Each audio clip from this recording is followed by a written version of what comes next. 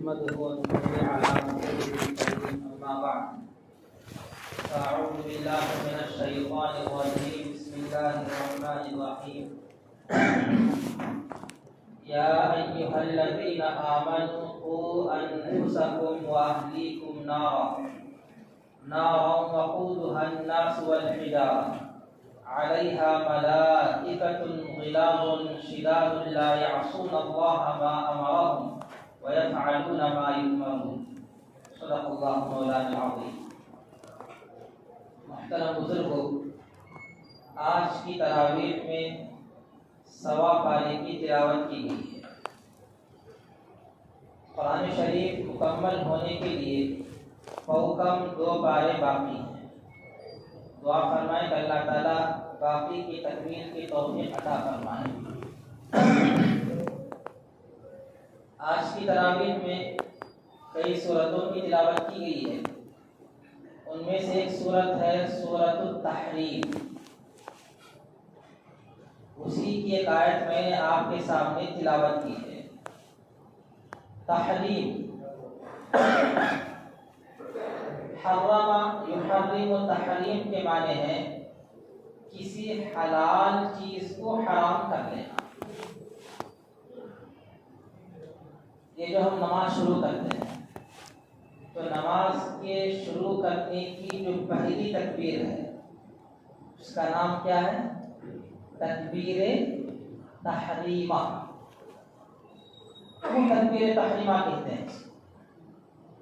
اس لیے کہ جب یہ تکبیر کہتی جاتی ہے تو اس کے بعد وہ ساری چیزیں جو حلال تھی وہ حرام ہو جاتی ہیں۔ کھانا پینا حلال تھا، بات چیت کرنا حلال تھا، ادھر ادھر گھومنا حلال تھا، لیکن اس تکبیر تحریمہ کے کہہ لینے کے بعد یہ ساری چیزیں وقتی طور پر حرام ہو جائیں۔ حدیث شریف میں نبی کریم صلی اللہ علیہ وسلم نے ارشاد فرمایا تحریمها التکبیر وتحلیلها التسلیم۔ نماز کی تحریم تکبیر ہے اور نماز کی تحلیل السلام علیکم ورحمۃ اللہ۔ نماز کے اختتام پر جب بندہ السلام علیکم ورحمۃ اللہ کہتا ہے تو پھر اس کے لیے تکبیر تحریمہ کی وجہ سے جو چیزیں حرام ہوئی تھی وہ سب پہلے کی طرح حلال ہو جاتی ہیں۔ تو بہرحال تحریم کے معنی ہے کسی چیز کو حرام کر لینا۔ حضرت نبی کریم صلی اللہ علیہ وسلم نے ایک حلال چیز کو اپنے اوپر حرام کر لیا تھا۔ اب وہ کیا چیز نبی کریم صلی اللہ علیہ وسلم نے اپنے اوپر حرام کی تھی؟ اس سلسلے میں متعدد روایات ہیں، لیکن مشہور روایت جس کو امام بخاری رحمۃ اللہ علیہ نے صحیح بخاری میں نقل کیا ہے اور اکثر مفسرین نے اس کو ذکر کیا ہے، وہ ہے امی جان عائشہ صدیقہ رضی اللہ تعالی عنہا فرماتی ہیں کہ نبی کریم صلی اللہ علیہ وسلم کا معمول تھا کہ آپ علیہ الصلوۃ والسلام ہر دن عصر کی نماز کے بعد اپنی تمام ازواج مطہرات کے پاس جاتے اور کھڑے کھڑے ان کی خیریت معلوم کرتے۔ یہ آپ کا مبارک معمول ہے اور یہ بات آپ کو معلوم ہونی چاہیے کہ نبی کریم صلی اللہ علیہ وسلم کے نکاح میں بیک وقت 9 ازواج مطہرات تھی۔ ایک مرتبہ ایسا ہوا کہ نبی کریم صلی اللہ علیہ وسلم حضرت زینب رضی اللہ تعالی عنہا کے پاس، تو وہاں معمول سے زیادہ کچھ دیر ہو گئی۔ کیوں دیر ہوئی تھی؟ اس لیے کہ زینب رضی اللہ تعالی عنہا نے نبی کریم صلی اللہ علیہ وسلم کی خدمت میں شہد پیش کیا تھا، اس کے پینے میں دیر ہو گئی تھی۔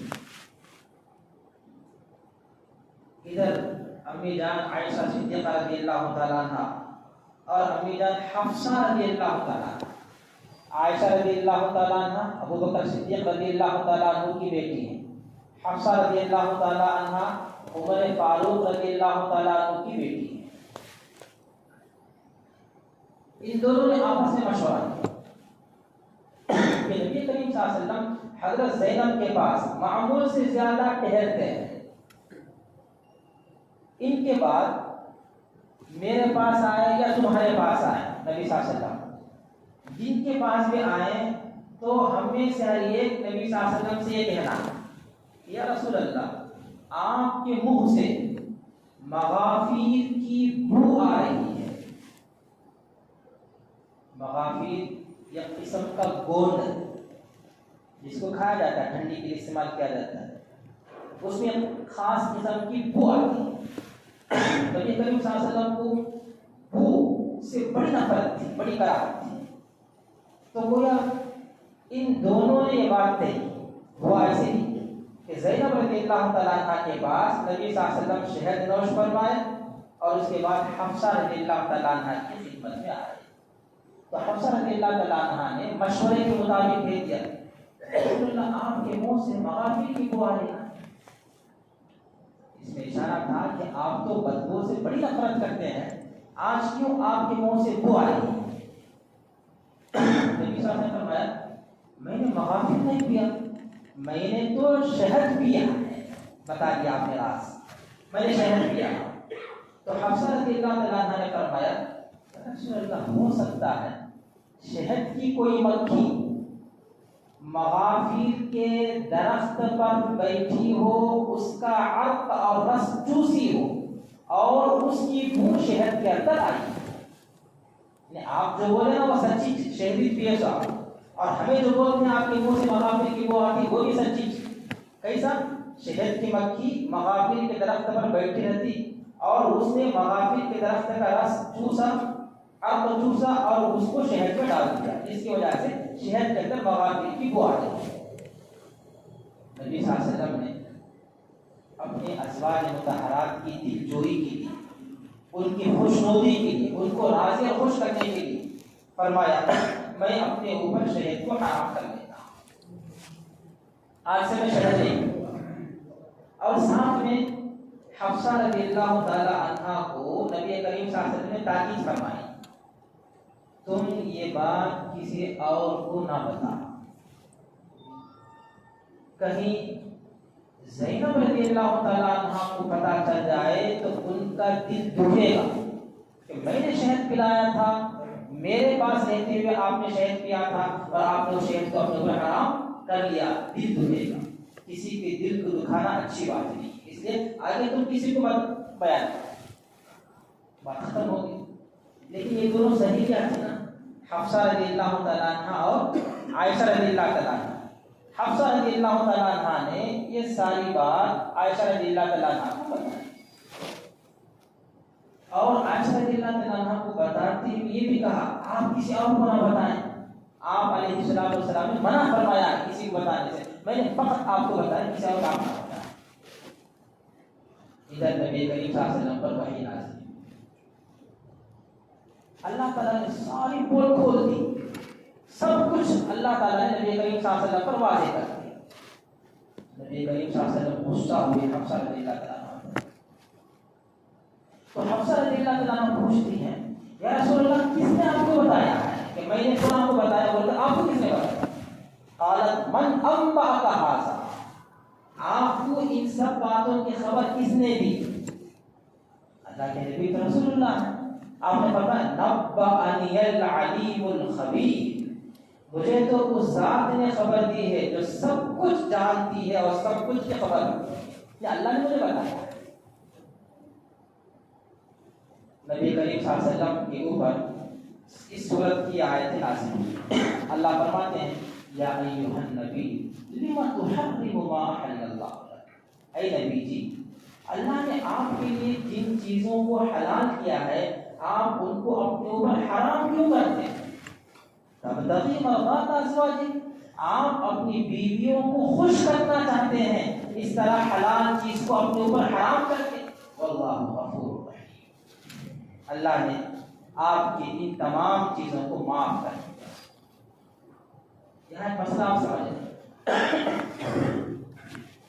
کسی حلال چیز کو حرام کرنے کے 3 درجے ہیں۔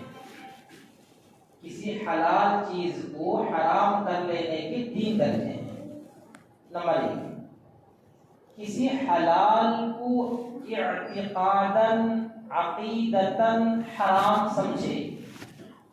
ایک چیز حلال ہے، آدمی اس حلال کے بارے میں یہ عقیدہ رکھے کہ یہ چیز حرام ہے، عقیدہ ہی اس کا حرام کا ہو، حالانکہ وہ چیز فی نفسی حلال تھی۔ مسئلہ یہ ہے کسی حلال کو حرام سمجھنا عقیدے کے طور پر، اعتقاد کے طور پر کفر ہے۔ دوسرا درجہ، آدمی کسی حلال چیز کو عقیدتاً و اعتقاداً حرام نہ سمجھے، لیکن قسم کھا کر کسی مصلحت کی وجہ سے اپنے اوپر اس کو حرام کر لے، قسم کھا کر۔ عقیدہ تو اس کا حلال نہیں ہے، یہ چیز حلال نہیں، میں بھی اس کو حلال سمجھتا ہوں، لیکن یہ خاص ضرورت اور مصلحت کی وجہ سے قسم کھا کر آدمی اس حلال چیز کو اپنے اوپر حرام کر لے، جیسے نبی کریم صلی اللہ علیہ وسلم نے کیا۔ شہد حلال اور آپ علیہ السلام اس کو حلال ہی سمجھ رہے ہیں، لیکن ان ازواج کی دل جوئی کے لیے، ان کا دل رکھنے اور ان کو خوش کرنے کے لیے شہد کو اپنے اوپر آپ نے حلال حرام کر لیا۔ مسئلہ اس کا کیا ہے؟ گناہ تو نہیں ہے لیکن مناسب بھی نہیں ہے، گناہ تو نہیں ہے لیکن مناسب بھی نہیں۔ نبی کریم صلی اللہ علیہ وسلم، جیسے میں پہلے بتا چکا ہوں، نبی معصوم ہوتا ہے، ان سے کوئی گناہ نہیں ہوتا، اللہ تعالیٰ ان کی گناہوں سے حفاظت فرماتے ہیں، اس لیے یہ عمل آپ علیہ السلام کا گناہ نہیں ہے، لیکن آپ کی شان کے لائق بھی نہیں، آپ کے شاعر شان نہیں ہے۔ اس لیے اللہ تعالیٰ نے ان آیتوں میں نبی کریم صلی اللہ علیہ وسلم پر تنبیہ فرمائی، لما تحرم، آپ نے کیوں حرام کر لیا اس چیز کو جس کو اللہ نے آپ کے لیے حلال کیا تھا۔ نمبر 3، کسی حلال کو آدمی عقیدتاً و اعتقاداً حرام نہ سمجھے اور قسم کھا کر بھی اس کو اپنے اوپر حرام نہ کر لے، البتہ کسی عذر کی وجہ سے اس چیز کے ساتھ ایسا معاملہ کرتا ہے جیسا کہ حرام چیز کے ساتھ معاملہ کرتا ہے، عذر کی وجہ سے۔ جیسے کوئی آدمی کسی شوگر کے مریض سے پوچھے چائے پیو گے، اسی چائے پیتی جانی مٹی جانی چائے پیو گے، اگر واقعات وہ بندہ احتیاط کرنے والا ہو۔ آج کل تو بہت سارے لوگ اللہ کا نام لے بھی لیتے ہیں، مٹی کھا لیتے ہیں، اللہ پر بڑا ایمان، تقدیر پر بڑا ایمان، یہ غلط چیز ہے، احتیاط بہت ضروری ہے۔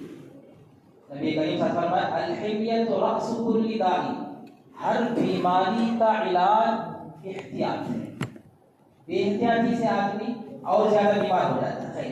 شوگر کے مریض سے آپ پوچھیں چائے پیو گے اور وہ بتا احتیاط کرنے والا ہے، تو اس نے جواب میں کہا میں تو چائے نہیں پیتا، چائے کو تو میں نے اپنے اوپر حرام کر لیا، چائے کو تو میں نے اپنے اوپر حرام کر لیا۔ کیا مطلب اس کا؟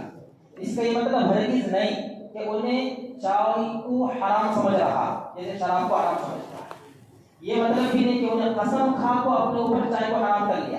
مطلب یہ ہے کہ مجھے شوگر ہے، میں بیمار ہوں، عذر ہے، عذر کی وجہ سے میں چائے نہیں پیتا۔ جیسے بہت سارے احباب محبت میں مجھ سے کہتے ہیں جزاک ٹھنڈا اور جزاک میٹھا، ہم کہتے ہیں کہ رمضان میں ہم نے ٹھنڈے کو میٹھے کو اپنے اوپر حرام کر لیا، گلے کی وجہ سے کھانسی آئے گی، گلا بیٹھ جائے گا، اس لیے ہم رمضان کے پورے مہینے میں شربت نہیں پیتے اور ٹھنڈا اور میٹھا نہیں کھاتے۔ اس کا مطلب نہیں ہم اس کو حرام سمجھ رہے ہیں اور نہ ہی ہم نے اس کی قسم کھائی رکھی ہے، بس ایک بیماری ہے، ایک عذر ہے، عذر کی وجہ سے آدمی اس کے ساتھ ایسا سلوک کرے تو اس کی اجازت ہے۔ خیر، دوسرا جو درجہ تھا کسی حرام کو اپنے اوپر حرام کر لیا قسم کھا کر، تو اس کا کیا مسئلہ ہے؟ اللہ نے فرمایا قد فرض اللہ لکم تحلۃ ایمانکم، اللہ نے آپ کی قسموں کے کھولنے کو مقرر کر دیا ہے۔ کہ آپ اپنے قسم کو توڑیں، اور قسم کو توڑنے کے بعد قسم کو توڑنے کا کفارہ ادا کرنا پڑتا ہے۔ کفارہ کیا ہے؟ 7ویں پارے میں سورہ مائدہ میں اللہ نے اس کو ذکر کیا، فَكَفَّارَتُهُ إِطْعَامُ عَشَرَةِ مَسَاكِينَ مِنْ أَوْسَطِ مَا تُطْعِمُونَ أَهْلِيكُمْ أَوْ كِسْوَتُهُمْ أَوْ تَحْرِيرُ رَقَبَةٍ۔ 3 باتوں کا اللہ نے آپشن کیا، اختیار کیا ہے۔ نمبر 1، اگر آپ چاہیں تو 10 مسکینوں کو 2 وقت پیٹ بھر کر کھانا کھلائیں، یا نہیں تو 10 مسکینوں کو کپڑا پہنا ہے، یا نہیں تو آپ یہ غلام آزاد کریں۔ ان تینوں میں پیسہ خرچ ہوتا ہے۔ آپ کھانا کھلائیں گے 10 مسکینوں کو، مال خرچ ہوگا، کپڑا پہنائیں گے تو بھی مال خرچ ہوگا، غلام خرید کر آزاد کریں گے تو بھی مال خرچ ہوگا۔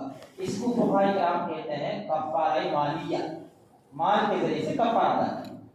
اگر کوئی آدمی غریب ہے، کھانا کھلانے کی طاقت نہیں ہے، غلام آزاد کرنے کی طاقت نہیں ہے، کپڑا پہنانے کی طاقت نہیں ہے، تو اللہ نے فرمایا فَمَن لَّمْ يَجِدْ فَصِيَامُ 3 أَيَّامٍ۔ تو پھر وہ اپنی قسم کو توڑنے کے کفارے میں 3 روزے رکھے، اور یہ 3 روزے لگاتار، بیچ میں گیپ نہیں دینا، تتابع اور تسلسل کے ساتھ کنٹینیو 3 روزے رکھے۔ ذالک کفارۃ ایمانکم، یہ تمہاری قسموں کا کفارہ ہے۔ اسے کہتے ہیں کفارہ بدنیہ، وہ کفارہ مالیہ، مال اس میں خرچ ہوتا ہے، اس میں مال خرچ ہوتا ہے، بچہ کا مال، ناشتہ بچ گیا، دودھ کھانا بچ گیا، لیکن اس کو کفارہ بدنیہ بولتے ہیں، اس میں بدن یوز ہوتا ہے، آدمی روزہ رکھنا پڑتا ہے، یہ کفارہ بدنیہ ہے۔ چنانچہ حدیث میں ہے نبی کریم صلی اللہ علیہ وسلم نے ان آیتوں کے نازل ہونے کے بعد اپنے قسم کو آپ نے توڑا ہے، شہد کو استعمال کیا ہے، اور کفارے میں آپ نے غلام خرید کر آزاد فرمایا ہے۔ اس لیے اس سورے کو سورہ تحریم کہتے ہیں۔ میں نے جو آیت آپ کے سامنے تلاوت کی ہے اس کی مختصر سی تشریح آپ کے سامنے میں پیش کر دوں۔ اللہ تعالیٰ اس آیت میں 2 باتوں کا ہر مسلمان کو، مومن کو حکم دے رہا ہے۔ یا ایھا الذین آمنوا، اے ایمان والو، قوا انفسکم، پہلی بات تم اپنی ذات کو جہنم کی آگ سے بچاؤ۔ دوسری بات وَأَهْلِيكُمْ نَارًا، تم اپنے اہل و عیال کو بھی جہنم کی آگ سے بچاؤ۔ اس آیت کریمہ سے معلوم ہوتا ہے کہ آدمی کے ذمہ 2 کام ضروری ہیں۔ نمبر 1 اپنی اصلاح کی فکر کرنا، نمبر 2 اپنے ماتحتوں کی اصلاح کی فکر کرنا۔ عمر فاروق رضی اللہ تعالیٰ عنہ نے نبی کریم صلی اللہ علیہ وسلم سے پوچھا، یا رسول اللہ، اپنے آپ کو جہنم کی آگ سے بچانے کا مطلب تو سمجھ میں آتا ہے، لیکن اپنے اہل و عیال کو جہنم کی آگ سے بچانے کا کیا مطلب ہے؟ تو آپ علیہ الصلوۃ والسلام نے فرمایا کہ تم جس طرح اپنے آپ کو گناہوں سے بچاتے ہو، نیکی کرتے ہو، اسی طرح اپنے ماتحتوں کو، اپنے اہل و عیال کو بھی گناہوں سے بچانے کی فکر کرو اور ان کو بھی نیکی کی ترغیب دو۔ علی رضی اللہ تعالیٰ عنہ نے اس آیت کریمہ کی تفسیر میں لکھا ہے علموا انفسکم واہلیکم الخیر، کہ تم اپنی ذات کو بھی خیر سکھاؤ، بھلائی کی باتیں سکھاؤ، اور اپنے اہل و عیال کو بھی بھلائی کی باتیں سکھاؤ۔ اس آیت کریمہ کے ذیل میں حضرات مفسرین فرماتے ہیں اولاد کی تربیت والدین پر ضروری ہے، اور تربیت 2 طرح سے ہوتی ہے، ایک ظاہری تربیت ہے اور ایک باطنی تربیت ہے۔ ظاہری تربیت تو ہر ایک جانتا ہے اور ہر ایک اس کی فکر بھی کرتا ہے، بچوں کو اچھا پہنانا، اچھا کھلانا، اچھی تعلیم دلوانا، ان کی دنیا بنانے کی فکر کرنا، ان کی دنیا کی ضرورتیں سب پوری کرنا، یہ ظاہری تربیت ہے۔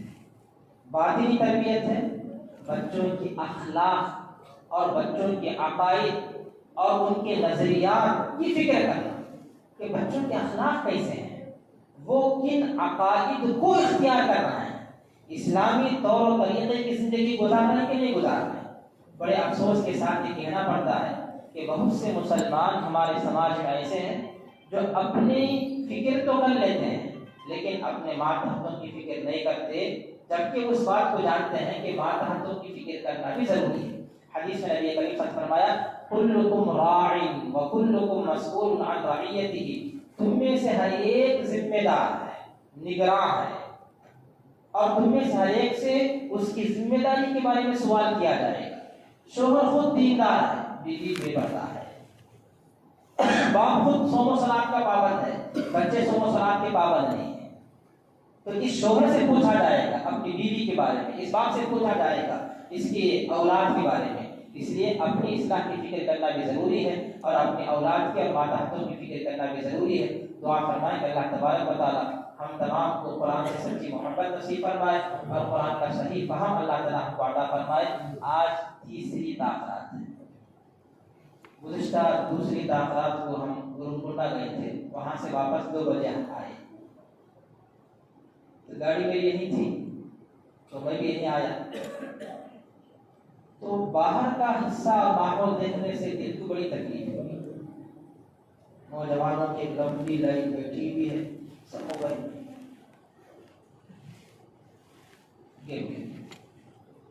بابرکت رحمت والی رات تھی، مغفرت و بخشش والی رات تھی، خود محروم ہو رہے ہیں اللہ کی رحمت و مغفرت سے۔ اللہ تو بہانہ لا رہا ہے ہماری زندگی میں، بہت دکھ ہوا، لیکن جب مسجد کے اندر آئے تو دل کو بڑی خوشی ہوئی۔ کچھ نوجوان بچے 18 سال کے 20 سال کی عمر کے بچے اس طرح لائن میں بیٹھ کر قرآن کی 2 بجے رات کی بات نہیں کر رہا ہوں، 2 بجے رات بچے، نوجوان بچے قرآن کی تلاوت کر رہے ہیں، 2 بچے وہاں بیٹھ کر قرآن کی تلاوت کر پوٹا پوٹی کر رہے ہیں، انہیں جلدی پڑھا ختم کرتے ہیں، جلدی پڑھا، اس سے دل کو سکون ملا، اطمینان ملا۔ اس رات کو گناہوں میں نہیں گزارنا ہے، عبادات میں گزارنا ہے۔ اگر عبادت کرنے کا موقع نہیں ہے، جی نہیں کر رہا، تو آپ آرام کر لیں، سو جائیں، اس طرح گناہوں میں اس رات کو نہ گزاریں۔ اللہ تعالیٰ ہمیں سے یہ کہ مغفرت اور بخشش فرمائے۔ آمین ثم آمین، وآخر دعوانا الحمدللہ۔